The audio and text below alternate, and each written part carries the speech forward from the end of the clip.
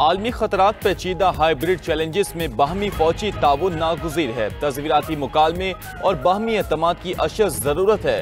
Field marshal Syed Asim Munir का इलाकाई chief of defence staff conference से खिताब।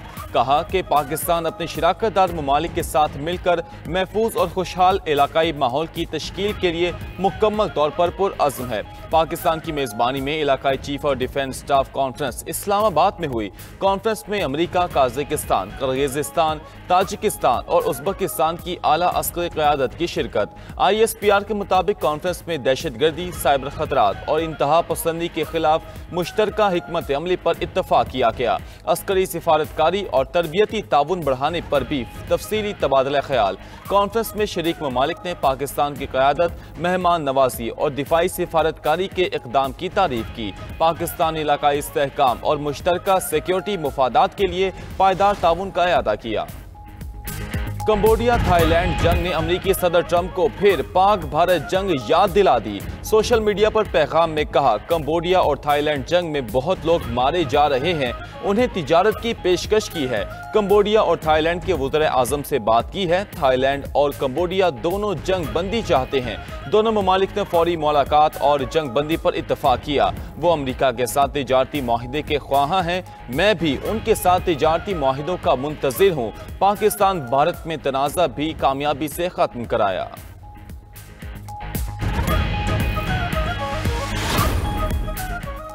इजरायली फौज ने फ्रीडम फ्लोटिला कोलिशन के एक और इमदादी जहाज पर कब्जा कर लिया।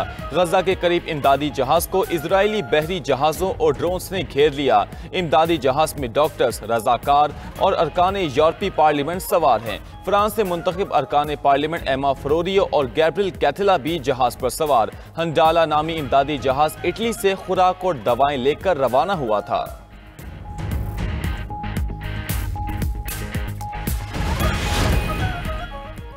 दुनिया ने मजलूम फलस्तीनियों को लावारिस छोड़ दिया। इजराइल की गजा में फलस्तीनियों की नस्ल कुशी।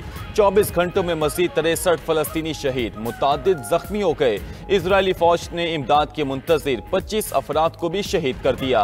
गजा में दूध की किल्लत से 40,000 बच्चों की जिंदगियों को खतरा। ग़िज़ाई किल्लत से मजीद 2 शीरख्वार बच्चे दम तोड़ गए। भूख से मरने वालों में 80 बच्चे शामिल। ग़िज़ाई किल्लत से दम तोड़ने वाले फलस्तीनियों की मजमूई तादाद 120 हो गई।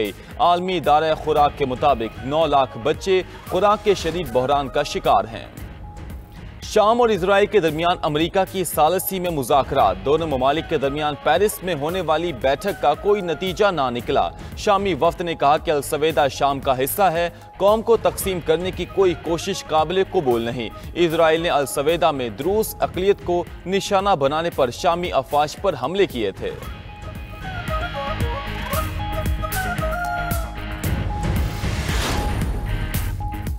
सरबराह अमरीकी सेंट्रल कमांड की इलाकाई सलामती और दिफाई ताल्लुकात में नुमाया खिदमात का एतराफ़। अमरीकी जनरल माइकल एरिक कोरिला को निशान इम्तियाज से मिलिट्री का एजाज़ अता कर दिया गया।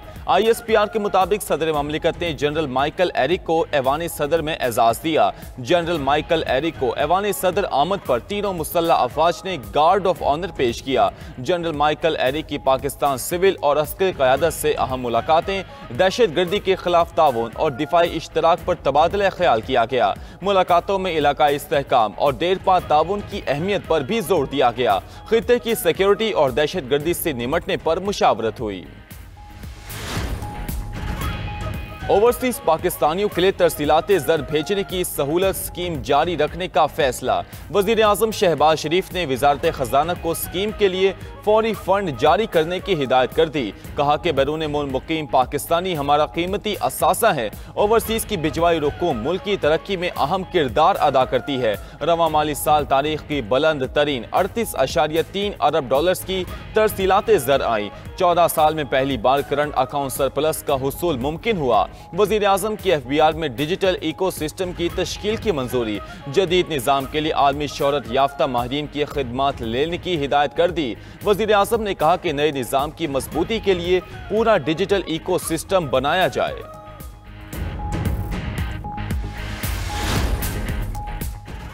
बानी पीटीआई की सजा से मुतल्लिक सवाल पर आफिया सिद्दीकी की सजा का हवाला। नायब वजीर आजम इसहाक डार की वाशिंगटन अमरीकी थिंक टैंक से गुफ्तगू। कहा कि आफिया सिद्दीकी कई अशरों से अमरीका में कैद हैं, ना जाने कब तक आफिया सिद्दीकी अमरीका में रहेंगी। उधर नायब वजीर आजम की आफिया सिद्दीकी से मुतल्लिक बयान पर वजाहत। कहा कि वाशिंगटन में थिंक टैंक से गुफ्तगू को सियाको सबाक से हट कर लिया गया। नून लीग हुकूमत ने हमेशा आफिया सिद्दीकी की रिहाई के लिए कोशिशें की। हुकूमत की सिफारती और अदालती मुआवनत का फैसला जारी रहेगा। आफिया सिद्दीकी की रिहाई पर हुकूमत का मौकिफ दो टोक और वाज़े है। अमरीकी थिंक टैंक से गुफ्तगू में इसहाक डार ने कहा कि 9 मई जैसा कुछ हुआ तो कानून अपना रास्ता लेगा। बानी पीटीआई के खिलाफ केसी से हुकूमत का कोई ताल्लुक नहीं। मकबूल सियासी लीडर का मतलब कानून हाथ में लेना नहीं होता। पंजाब काबीना में मजीद किसे शामिल किया जाएगा। सदर नून लीग नवाज शरीफ ने आज वजीर आजम को जोहराने पर मदऊ कर लिया। शरीफ खानदान की आज मरीब में बैठक होगी। वजीर आला मरीम नवाज मरीब पहुंच गई। जोहराने पर नवाज शरीफ, शहबाज शरीफ और मरीम नवाज इकट्ठे होंगे। जराये के मुताबिक इजलास में पंजाब काबीना में तौसी बारे मुशावरत होगी।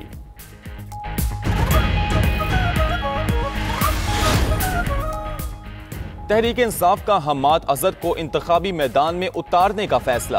हम्माद अजहर अपने मरहूम वालिद मियां अजहर की नशिस्त NA 129 से इलेक्शन लड़ेंगे।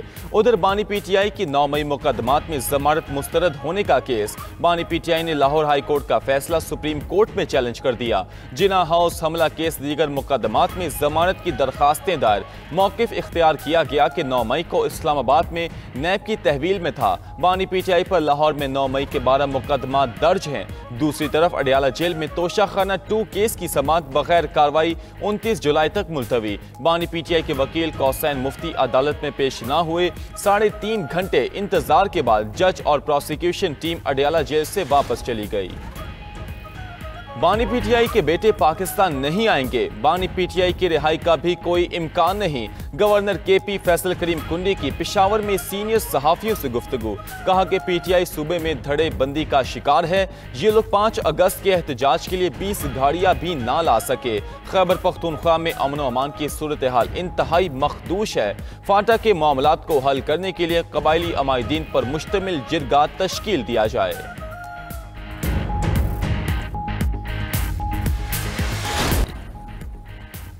खाना जंगी के शिकार मुल्क सूडान में तकसीम का खदशा मजीद बढ़ गया।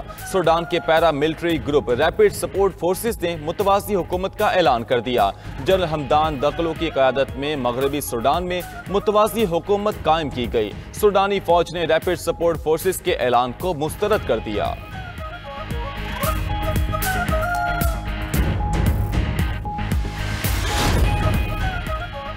रूस की मदद से ईरानी मवासलाती सैटेलाइट खला में पहुंचा दिया गया। ईरानी मीडिया के मुताबिक नाहिद 2 मवासलाती सैटेलाइट को रूस से सोयूज़ रॉकेट के जरिए लॉन्च किया गया। 110 किलोग्राम वजनी सैटेलाइट को ईरानी इंजीनियर्स ने डिजाइन और तैयार किया था। खबर एजेंसी के मुताबिक मगरबी ममालिक ने ईरानी खलाई प्रोग्राम की तरक्की पर तशवीश का इजहार कर दिया।